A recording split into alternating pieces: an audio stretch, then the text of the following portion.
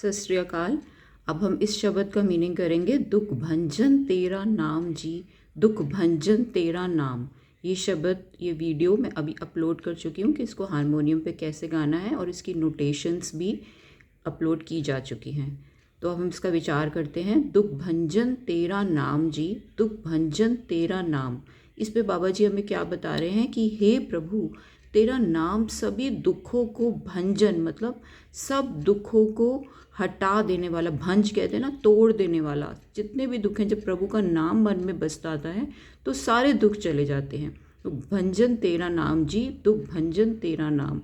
8 पहर आराधिए पूरन सतगुर ज्ञान। 8 पहर उस प्रभु का नाम आराधना है। अगर ये नहीं कि बस आधा पौना घंटा किया तो मतलब हमारे सारे दुख चले जाएंगे। एक दिन में 8 पहर होते हैं। अगर थोड़ी देर भी हम खाली इधर उधर की बातों में, किसी और चीज़ में, फालतू चीज़ों में अपने आप को इन्वॉल्व रखेंगे तो दुख फिर से आ जाएंगे। तो 8 पहर कोई भी हम काम कर रहे हैं, लेकिन नाम अंदर प्रभु का चलते रहना चाहिए अगर हम चाहते हैं हमें कोई भी दुख ना हो। तो इसलिए ये नहीं कि हम, कई लोग कहेंगे कि हम तो नाम जपते हैं फिर भी हमारे दुख नहीं गए, क्योंकि हम 8 पहर नाम नहीं जप रहे। 8 पहर आराधिए पूरन सतगुर ज्ञान। जब अगर चाहते हैं पूरे सतगुरु का हमें ज्ञान हो तो हमें 8 पहर प्रभु का नाम आराधना है। जित घट वसे पार ब्रह्म सोई सुहावा थाओ। जित घट में, घट मतलब जिस भी घट, हमारा शरीर को एक घट कहा गया है। जैसे उसमें जोत होती है, जिसमें पानी होता है। से प्रभु ने, बाबा जी ने हमारे शरीर को एक उदाहरण देने के लिए बोला है कि जित घट वसे है, तो सब में पार ब्रह्म, जित घट सब में प्रभु का निवास है। लेकिन जो नाम जपता है उसमें प्रगट हो जाता है। तो जित घट वसे पार ब्रह्म सोई सुहावा था, वो ही एक अच्छा स्थान है। वही एक, जिस मनुष्य के हृदय में प्रभु का नाम प्रकट हो गया है, वो एक अच्छा सुहावा स्थान है, ब्यूटीफुल प्लेस है।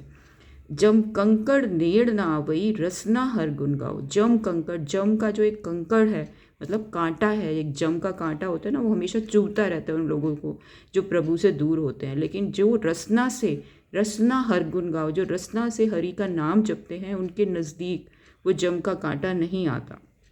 सेवा सूरत न जानिया ना जापे आराध।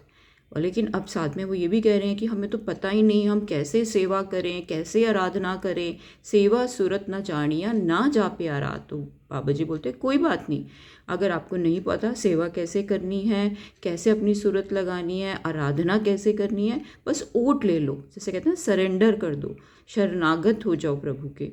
ओट तेरी जग जीवना मेरे ठाकुर अगम अगाध। मेरे ठाकुर जो अगम अगाध है, मतलब इनएक्सेसिबल, इनकॉम्प्रिहेंसिबल जो प्रभु है हमारा, ऐसे प्रभु के हमने ओट ले ली है तो हमारे कैसे कोई दुख हमारे नज़दीक आ सकता है।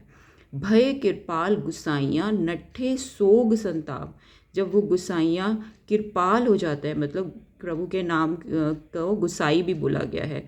कुछ भी नाम, हम जो भी प्रभु का नाम ले सके, उसमें उन्होंने इसमें पंक्ति में गुसाई बता के बोला है। भय कृपाल गुसाई, जब कृपाल हो जाते हैं गुसाई, जब उसका नाम जपते रहते हैं, वो हम पर कृपा कर देता है, तो हमारे सारे सोग और सारे संताप, संताप क्या होते हैं, मतलब कि जो हमारी सफरिंग है, जो हमारा मन सोच सोच के दुखी होता रहता है, या कोई शरीर को दुख है, वो सब चले जाते हैं। तत्ती वाव न लग गई सतगुर रखे आप। तत्ती वाव मतलब एक कोई भी गरम, तत्ती का मतलब होता है गरम हवा। तो तत्ती वाव, वाव न लग गई सतगुर रखे आप। उस प्रभु के भगत तक वो गर्म हवा तक नहीं पहुंचने देते, मतलब वो जाती है पर उसे महसूस नहीं होती, क्योंकि प्रभु के नाम की पावर उसके अंग संग सहाय होती है। गुर नारायण दय गुर, गुर सच्चा सिरजनहार। गुर नारायण मतलब गुरु जो है वो सब, हर तरफ, हर जल थल महियल पूरिया स्वामी सिरजनहार। तो गुरु जो हमारा है वो सच्चा सिरजनहार है। वो क्या है कि ऑल परवेडिंग लॉर्ड है, मर्सीफुल है, ही ट्रू क्रिएटर। तो वो हमारा सच्चा सिरजनहार हमारे साथ है। गुरु तुठे सब कुछ पाया जन नानक सद बलिहार।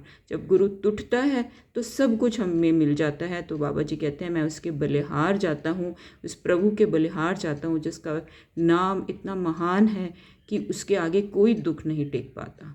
वाहिगुरु जी का खालसा, वाहिगुरु जी की फतेह।